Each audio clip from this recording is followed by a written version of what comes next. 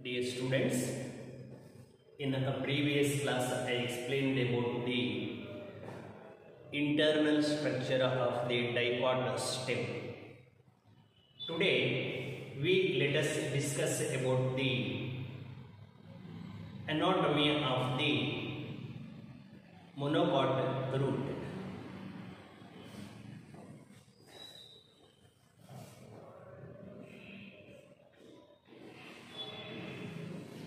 Anatomy of monopod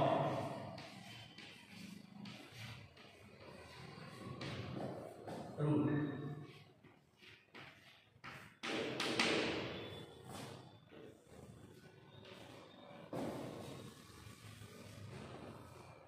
Anatomy of the monopod root. Which plant we have selected for study of monocotyledons?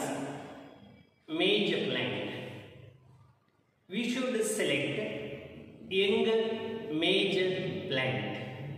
From that we have to collect that soft young root part. That should be the collected root piece of monocot plant, means maize plant. We should hold in between thumb and index finger. With the help of sharp fine blade, we have to take the sections like this. That sections are called transverse sections. They are called the transverse sections or cross sections that reveal all internal structure of the monocot root. That same transverse section, when we observed under the microscope, that magnified image that appear almost spherical outline like this. What you see now, this is the transverse section of the monocot root, roughly appear a spherical outline. When we observe monocot root under microscope, that shows three parts. This is the outermost layer. What you see, this is the outermost layer, is called epiblema. This is called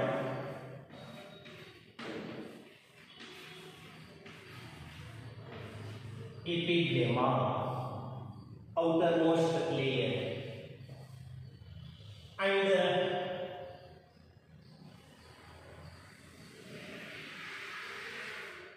this is the middle part. This middle part is called cortex. Inner centralmost area, this area is called stele. See, when we observe very thin cross section of young monocot root under microscope, that shows three distinct zones or layers. They are outermost layer epiblema, middle this part, whole part is called the cortex. This central most region is called the stele. Next, ಇದರಲ್ಲಿ ಈಗ magnify ಮಾಡಿದ ಹಾಗೆ ಏನೇನು parts ಗಳಿರುತ್ತೆ ಅನ್ನೋದನ್ನ ಇಲ್ಲಿ ನೋಡೋಣ. First ಎಪಿಬ್ಲೆಮಾ. What is epiblema? The outermost layer of the root is called ಎಪಿಬ್ಲೆಮಾ. ಇದೇ outer most layer ಅನ್ನ ಸ್ಟೆಮ್ ಅಲ್ಲಿ ಎಪಿಡರ್ಮಿಸ್ ಅಂತ ಕರಿತೀವಿ. ಲೀಫ್ ಅಲ್ಲೂ ಕೂಡ ಎಪಿಡರ್ಮಿಸ್ ಅಂತಾನೆ ಕರಿತೀವಿ. ರೂಟ್ ಅಲ್ಲಿ ಮಾತ್ರ ಅದನ್ನ ಎಪಿಬ್ಲೆಮಾ ಅಂತ ಕರಿತೀವಿ. 1 ಮಾರ್ಕಿಗೆ ವಾಟ್ ಈಸ್ ಎಪಿಬ್ಲೆಮಾ ಅಂತ ಕೇಳಿದ್ರೆ ಏನ್ ಬರೀತೀರಾ? The outermost layer of the root is called epiblema. ಈಗ ಅದು ಮ್ಯಾಗ್ನಿಫೈ ಮಾಡಿದ ಹಾಗೆ ನಮಗೆ ನೋಡೋಣ, ಇಷ್ಟು ಪಾರ್ಟ್ ಇಷ್ಟು ತಗೊಳ್ಳೋಣ, ಇದಿಷ್ಟು ಪಾರ್ಟ್ ಅಂದ್ರೆ ಒಂದು ಸೆಕ್ಟರ್ ಅನ್ನು ಎನ್ಲಾರ್ಜ್ ಮಾಡಿ ನೋಡೋಣ. ಇದು ಹೇಗಿರುತ್ತೆ? ಹೋಲ್ ಟ್ರಾನ್ಸ್ವರ್ಸ್ ಸೆಕ್ಷನ್ ಸೇಮ್ ಇರುತ್ತೆ. There is no need not to write whole TS, only sector you may enlarge it. ಇಲ್ಲಿ ನೋಡಿ, this is the outermost layer. Epiblema is made up of single layer of thin walled barrel or cylindrical shaped parenchymatous cells. Just ಇಲ್ಲಿ ಒಂದು line ಇದೆಯಲ್ಲ, ಅದು ನಾವು magnify ಮಾಡಿ ನೋಡಿದಾಗ ಅದು ಆ ಲೇಯರ್ ಯಾವುದರಿಂದ ಫಾರ್ಮೇಶನ್ ಆಗಿರುತ್ತೆ ಅಂದ್ರೆ made of single layer of thin ವಾಲ್ಡ್ barrel shaped parenchymatous cells. Cells arranged end to end compactly without leaving a intercellular space. Here and there, they produce unicellular outgrowths.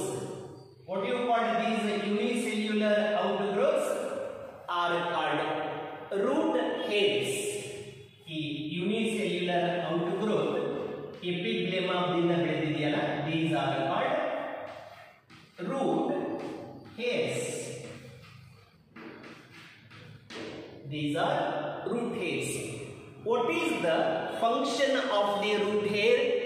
Root hair mainly helps for absorption of water and minerals from the soil. ಈಗ ಎಪಿಬ್ಲೆಮಾದಿಂದ ಈಗ root soil ಒಳಗೆ penetration ಆಗಿರುತ್ತಲ್ಲ, ಈ soil ಒಳಗೆ water molecules ಗಳು ಇರುತ್ತೆ, ಇವುಗಳನ್ನು ಅದು ಅಬ್ಸಾರ್ಬ್ ಮಾಡಿಕೊಳ್ಳುತ್ತೆ. The main function of root hairs is to absorb water and minerals from the soil. And one thing you have to remember, root hairs are unicellular. ಅಂದ್ರೆ ಒಂದೇ ಪೇರೆಂಕೈಮಾಟಸ್ ಸೆಲ್ ಹೀಗೆ extend ಆಗಿ soil ಒಳಗೆ ಹೋಗಿರುತ್ತೆ. This is about the epiblema. ಹೀಗೆ ನೀವು outermost layer ಎಪಿಬ್ಲೆಮಾವನ್ನು explain ಮಾಡಬೇಕಾದ್ರೆ ರೂಟ್ ಹೇರ್ಸ್ಗಳ ಬಗ್ಗೆ ಮತ್ತು ಅವುಗಳ ಫಂಕ್ಷನ್ಸ್ಗಳನ್ನು ಕೂಡ ಮೆನ್ಷನ್ ಮಾಡಬೇಕಾಗುತ್ತೆ. ನೆಕ್ಸ್ಟ್ ಇನ್ನು ಸೆಕೆಂಡ್ ಲೇಯರ್ ಯಾವುದು ಹೇಳಿದೆ ನಾನು?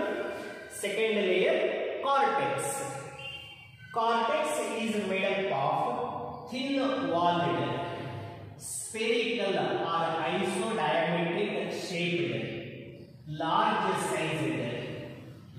sized parenchymatous cells. See, it is also made up of parenchymatous tissue. This is the cortex.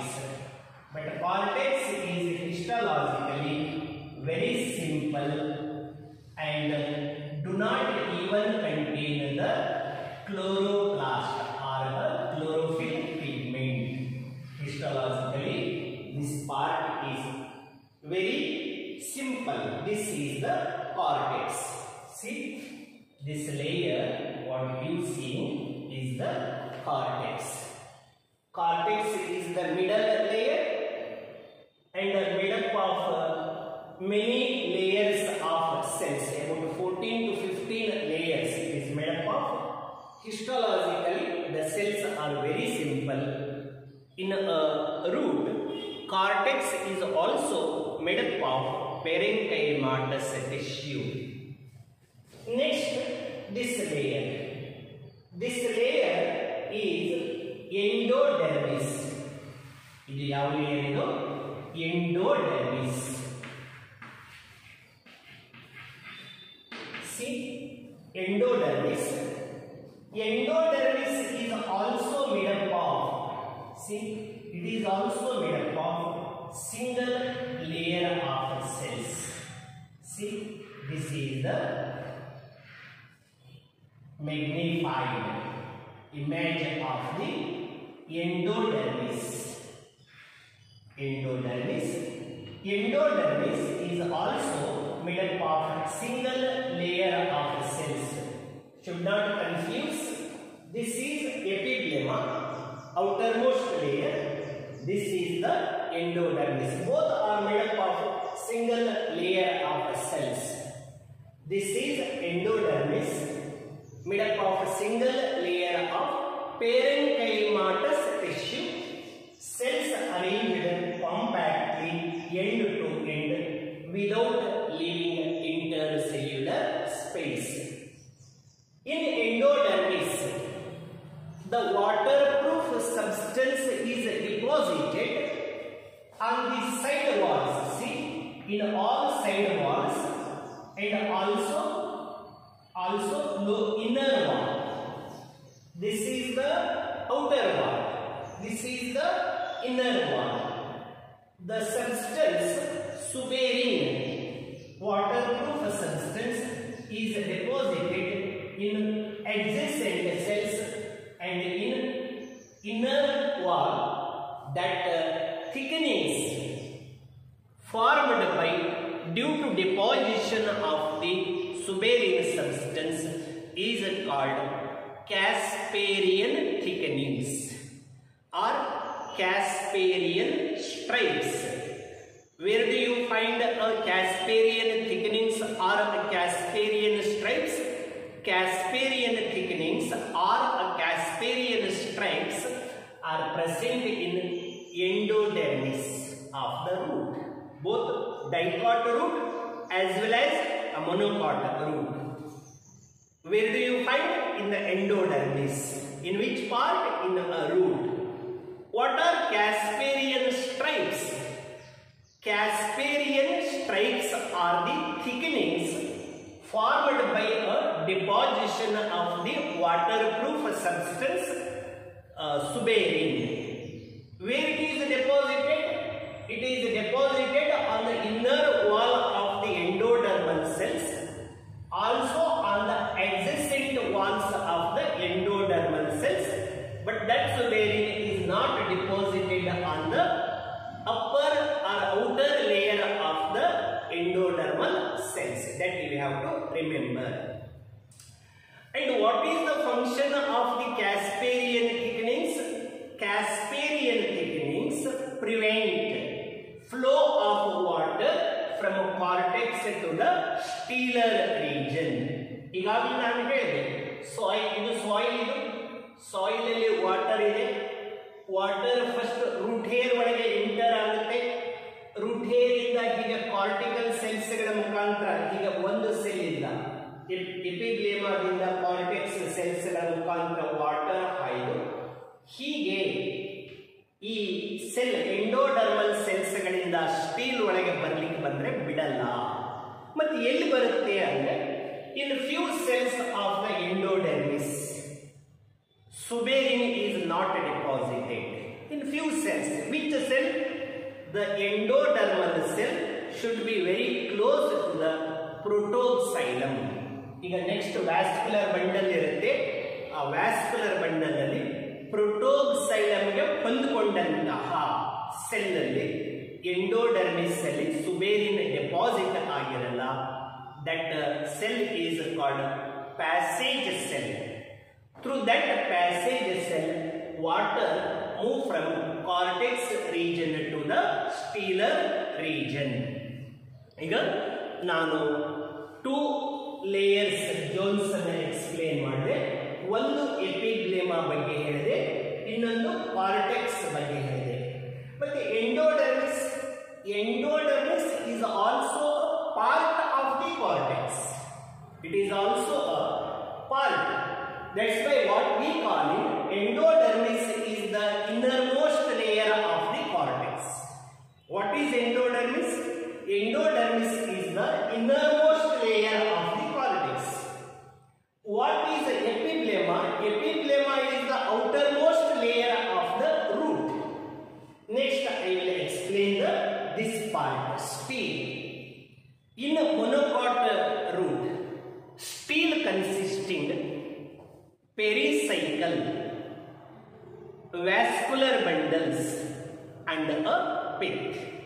Alva? Pericycle, vascular bundle, pith. Yavadra parts steel parts. Iga first nanu pericycle ಬಗ್ಗೆ ಹೇಳ್ತೀನಿ.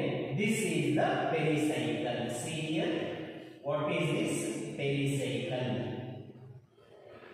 What is a pericycle? Pericycle is the outermost layer of the steel. What is endodermis? Endodermis is the innermost layer of the cortex. ನೋಡಿ ಎರಡು side by side ಇದೆ.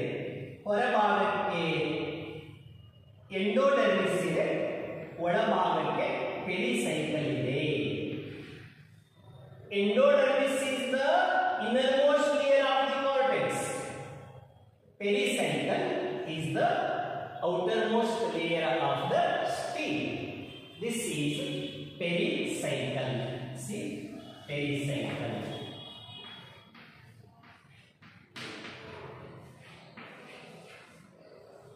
Pericycle is the outermost layer of the steel made up of thin-walled, cylindrical shaped parenchymatous tissue, cells arranged compactly without leaving intercellular space. ಇಲ್ಲಿ ಪ್ರತಿಯೊಂದು layer ಅನ್ನು ನೋಡಿ. ನೀವು ಈಗಾಗಲೇ ಹಿಸ್ಟಾಲಜಿಯಲ್ಲಿ 6 types tissues ಗಳ ಬಗ್ಗೆ ಓದಿದ್ದೀರಾ.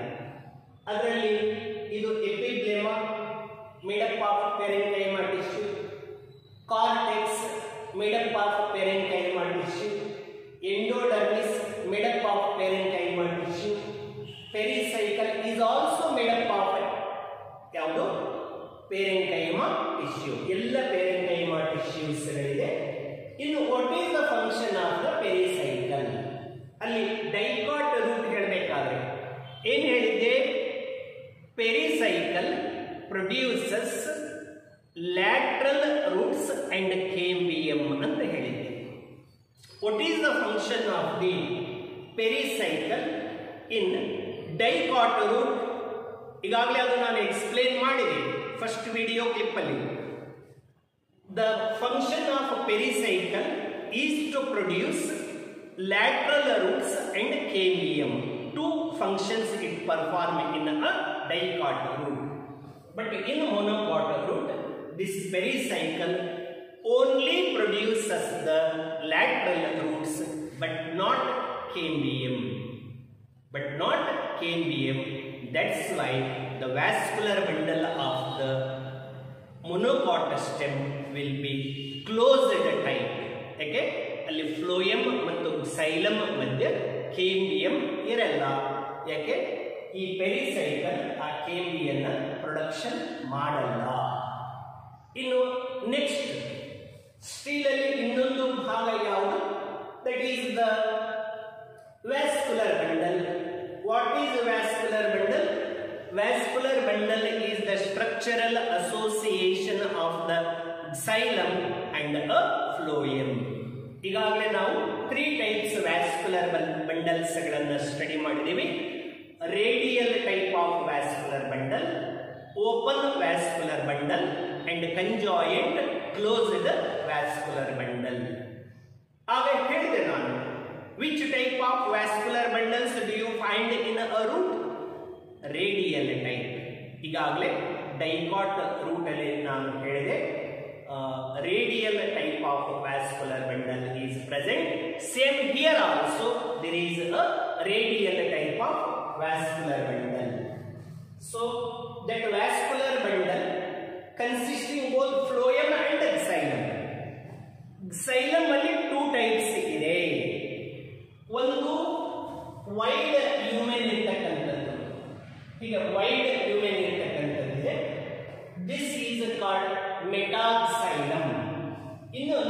ಹೀಗೆ ನ್ಯಾರೋ ಲ್ಯೂಮೆನ್ ಇರ್ತಕ್ಕಂಥದ್ದು ಇರುತ್ತೆ. ಇದು ಪ್ರೋಟೋಕ್ಸೈಲಮ್. ವೈಡ್ ಲ್ಯೂಮೆನ್ ಇರ್ತಕ್ಕಂಥ ವೆಸೆಲ್ಸ್ ಗಳನ್ನ ಮೆಟಾಕ್ಸೈಲಮ್ ಅಂತ ಕರೀತೀವಿ. ನ್ಯಾರೋ ಲ್ಯೂಮೆನ್ ಇರ್ತಕ್ಕಂಥ ವೆಸೆಲ್ಸ್ ಗಳನ್ನ ಪ್ರೋಟೋಕ್ಸೈಲಮ್ಸ್ ಅಂತ ಕರೀತೀವಿ. ಈಗ ನೋಡಿ, this is the metaxylem. It is protoxylem. Metaxylem, protoxylem, metaxylem, protoxylem, metaxylem, protoxylem. ಹೀಗೆ ಇರುತ್ತೆ. ಒಂದು ಮೆಟಾಕ್ಸೈಲಮ್, ಇನ್ನೊಂದು ಪ್ರೋಟೋಕ್ಸೈಲಮ್ಸ್ ಇರುತ್ತೆ. ಈ ತರ ಇರುತ್ತೆ. ಓಕೆನಾ? ಪೊಸಿಷನ್ ಅನ್ನು ನೋಡಿ. All metaxylems are facing towards centre. ನೋಡಿ, ವ್ಯಾಸ್ಕ್ಯುಲರ್ ಬಂಡಲ್ಸ್ ಅಲ್ಲಿ all the metaxylems lies towards the center, are facing towards the center. All protoxylems are lies towards the pericycle. What is the mode of development of xylem? ಈಗಾಗಲೇ ನಾನು xylem ಬಗ್ಗೆ ಹೇಳಬೇಕಾದಾಗ ಹೇಳಿದೆ ನಾನು.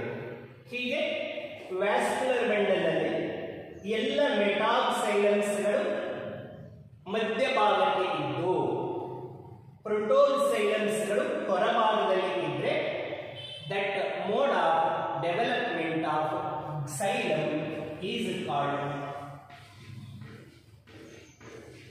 Exarch. ಏನಂತ ಕರಿತೀವಿ? Exarch.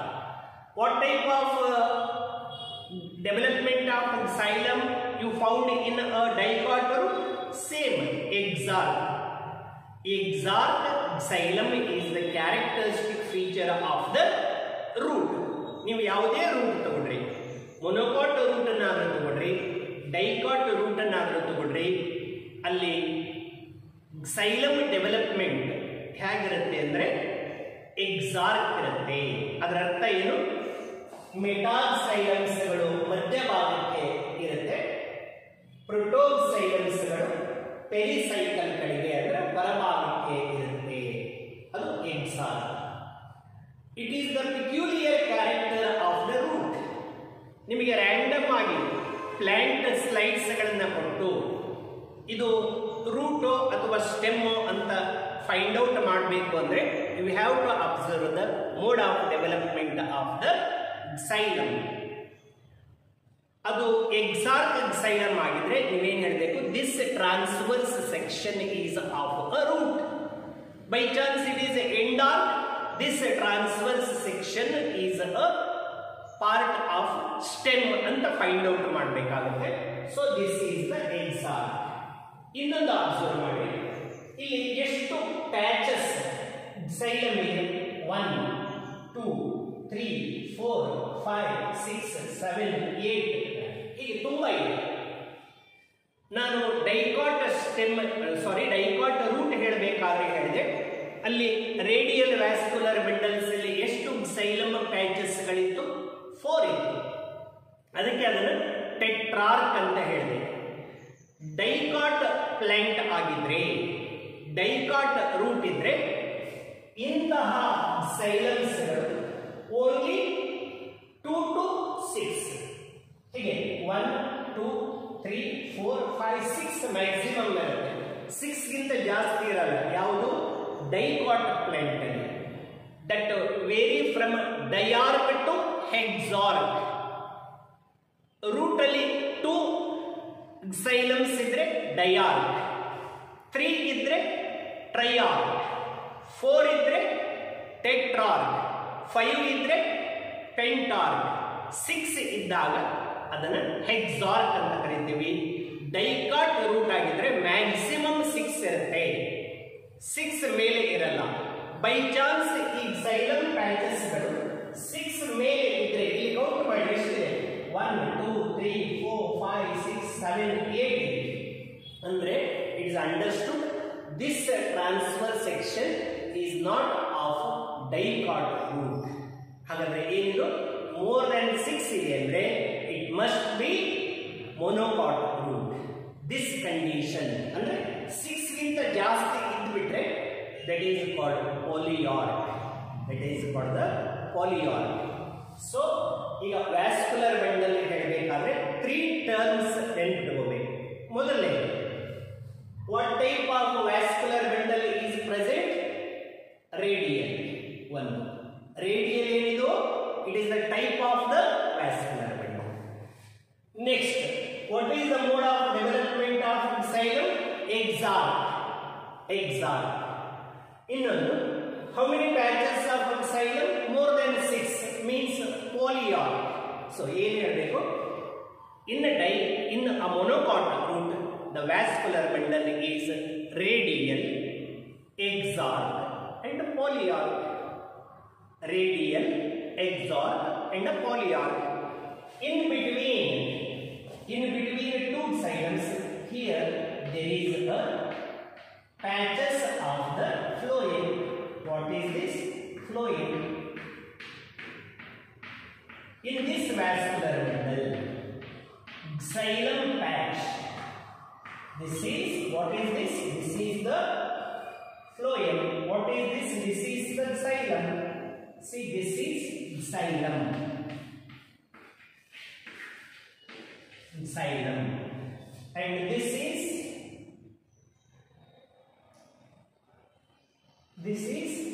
phloem.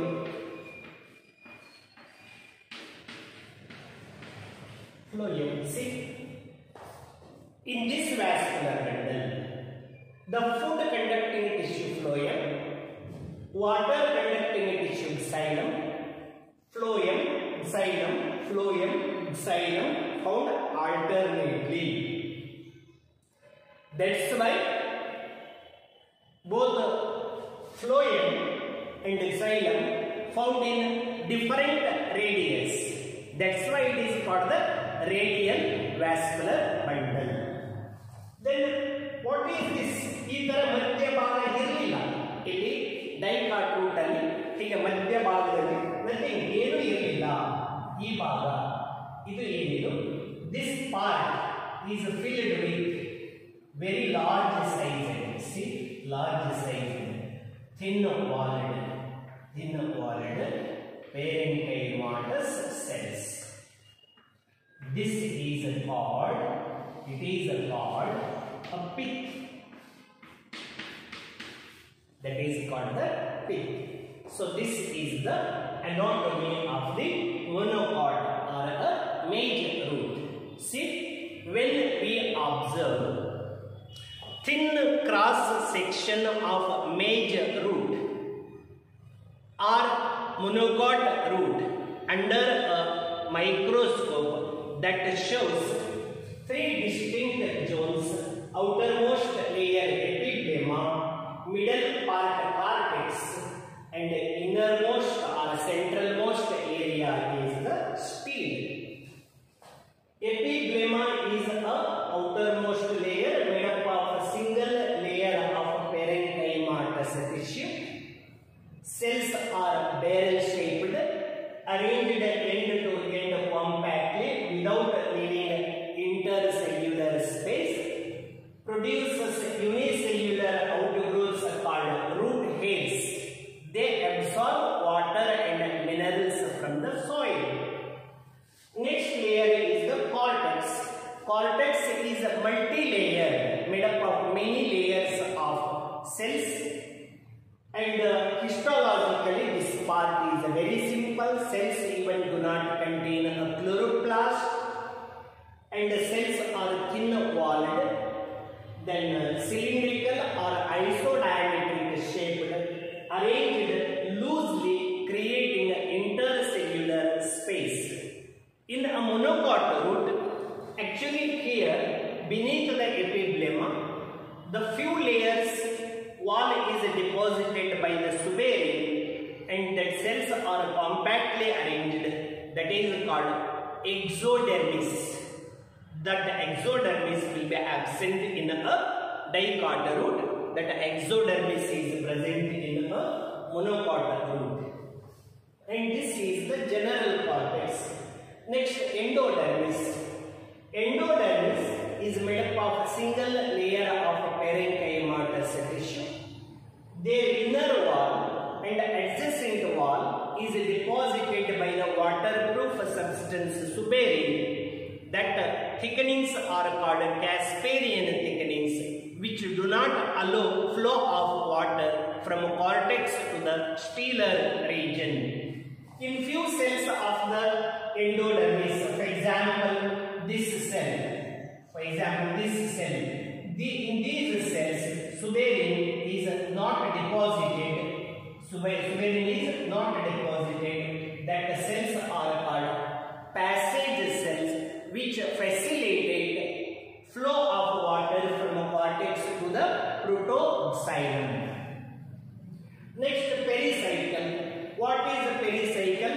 Pericycle is the outermost layer of the stele made up of thin-walled, single-layered parenchyma tissue. It performs one function in monocot root. That pericycle in a monocot root produces lateral roots but not cambium. Next, vascular bundle. Vascular bundle is radial. Xylem is exarch and it is a polyarch. ಈಗಾಗಲೇ radial ಅಂದ್ರೆ ಏನು? ಈಗ phloem, xylem different radius ಅಂದ್ರೆ radial. Exarch ಅಂದ್ರೆ ಏನು? ಮೆಟಾಕ್ಸೈಲಮ್ centre ಕಡೆಗೆ ಇದ್ದು ಪ್ರೋಟೋಕ್ಸೈಲಮ್ peripheral region ಇದ್ರೆ ಅದು ಎಕ್ಸಾರ್ಕ್. ಇನ್ನು ಮೋರ್ ದನ್ 6 ಪ್ಯಾಚಸ್ ಗಳಿದ್ರೆ ಅದನ್ನ ಪಾಲಿಯಾರ್ಕ್ ಅಂತ ಕರೀತೀವಿ. ಇನ್ನು ಮಧ್ಯಭಾಗದಲ್ಲಿ ಏನಿದೆ, there is a well developed pith is present. This pith was absent in the dicot root. ಇದಿಷ್ಟು ಕಂಪ್ಲೀಟ್ ಮೊನೊಕಾಟ್ ರೂಟ್ ಅನಾಟಮಿ. ಈಗಾಗಲೇ ಲಾಸ್ಟ್ ಕ್ಲಾಸಲ್ಲಿ ನಾನು ಆ ಒಂದು ಡೈಕಾಟ್ ರೂಟ್ ಅನ್ನು ಹೇಳಿದ್ದೀನಿ. ಇದು ಮೊನೊಕಾಟ್ ರೂಟ್. ಏನು ಡಿಫರೆನ್ಸ್ ಇದೆ ಅನ್ನೋದನ್ನು ಅಬ್ಸರ್ವ್ ಮಾಡೋಣ. ಇಲ್ಲಿ ಏನು ಎಕ್ಸೋಡರ್ಮಿಸ್ ಇರುತ್ತೆ ಅಂತ ಹೇಳಿದೆ ಮೊನೊಕಾಟ್ ಅಲ್ಲಿ. So exodermis is present in monocot root, that is absent in dicot root. ಒಂದು ಡಿಫರೆನ್ಸ್. ಇನ್ನು ಎಂಡೋಡರ್ಮಿಸ್ ಸೇಮ್ ಇರಲ್ಲ, ಡಿಫರೆನ್ಸ್ ಇರಲ್ಲ. ಮತ್ತೆ ಇಲ್ಲಿ ಪ್ಯಾಸೇಜ್ ಸೆಲ್ ಪೆರಿಸೈಕಲ್ ಬಂದ್ರೆ, ಪೆರಿಸೈಕಲ್ ದೇ ಪರ್ಫಾರ್ಮ್ 2 ಫಂಕ್ಷನ್ಸ್. ಯಾವುದು? Produces lateral roots as well as cambium, but here it produces only lateral roots but not cambium. Pericycle. ಇನ್ನು xylem, ಇದು vascular bundle ಅಲ್ಲಿ radial ಇದೆ. there it was tetra, 4 patches ಅಷ್ಟೇ ಇತ್ತು. ಇಲ್ಲಿ more than 6 patches ಇದೆ. polyarch. 3 difference. Pith was absent in dicot root. Pith is present in the monocot root. So these are the 4 differences noticed in between dicot root and a monocot root. ಇದು ಕೂಡ ಕೇಳ್ತಾರೆ. ಇದು ಎಲ್ಲ ನೋಡ್ಕೊಡ್ರಿ. ಈಗ root complete ಆಯಿತು, root anatomy. Last video ಕ್ಲಿಪ್ಪಲ್ಲಿ ನಾನು dicot root ಬಗ್ಗೆ ಎಕ್ಸ್ಪ್ಲೇನ್ ಮಾಡಿದೆ. ಅಂದರೆ ಸನ್ಫ್ಲವರ್ ರೂಟ್ ಅದು. ಇದು ಮೊನೊಕಾಟ್ ಅಂದರೆ ಮೇಜ್ ರೂಟ್. ಈ ಎರಡನ್ನು ಕ್ಲೀನಾಗಿ ವಿಡಿಯೋ ಕ್ಲಿಪ್ಸ್ಗಳನ್ನು ನೋಡ್ಕೊಡ್ರಿ. ಮತ್ತು ನಾನು 4 ಡಿಫರೆನ್ಸಸ್ ಅನ್ನು ಹೇಳಿದೆ. Exodermis is present in monocot root, exodermis absent in dicot root. That next ಇಲ್ಲಿ vascular bundle is polyarch, vascular bundle is a tetrarch. Pith is present, pith is absent in dicot. ಇನ್ನು pericycle only produces lateral roots, there it produces lateral root as well as the cambium. ಇದಿಷ್ಟನ್ನು ನೋಡ್ಕೊಡ್ರಿ. ಇಲ್ಲಿಗೆ root anatomy complete ಆಯಿತು. ಈಗ ನೀವು ನೋಡ್ತಕ್ಕಂಥ video ನಿಮಗೆ ಸಂಪೂರ್ಣ ಅರ್ಥ ಆಗಿದ್ರೆ ನೀವು ಅದನ್ನು ಲೈಕ್ ಬಟನ್ ಮೇಲೆ ನೀವು ಪ್ರೆಸ್ ಮಾಡಬೇಕು. ಅಂದರೆ ನಿಮ್ಮ ರೆಸ್ಪಾನ್ಸ್ ಆಗಿದೆ, ನಾನು ಎಕ್ಸ್ಪ್ಲೇನ್ ಮಾಡ್ತಕ್ಕಂಥದ್ದು ನಿಮಗೆ ಅರ್ಥ ಆಗ್ತಾ ಇದೆನೋ ಇಲ್ಲ ಅಂತಕ್ಕಂಥದ್ದು ಗೊತ್ತಾಗುತ್ತೆ. ಯಾರಿಗೆ ನಿಮಗೆ ಸಂಪೂರ್ಣ ಅರ್ಥ ಆಗುತ್ತೆ ಅದ್ರ ಬಗ್ಗೆ ಅದರ ಒಂದು ಲೈಕ್ ಬಟನ್ ಮೇಲೆ ಏನು ಮಾಡಿ ಒಂದು ಕ್ಲಿಕ್ ಕೊಡಿ. ಮತ್ತು ನೆಕ್ಸ್ಟ್ ಕ್ಲಾಸಲ್ಲಿ ನಾವು ಈಗ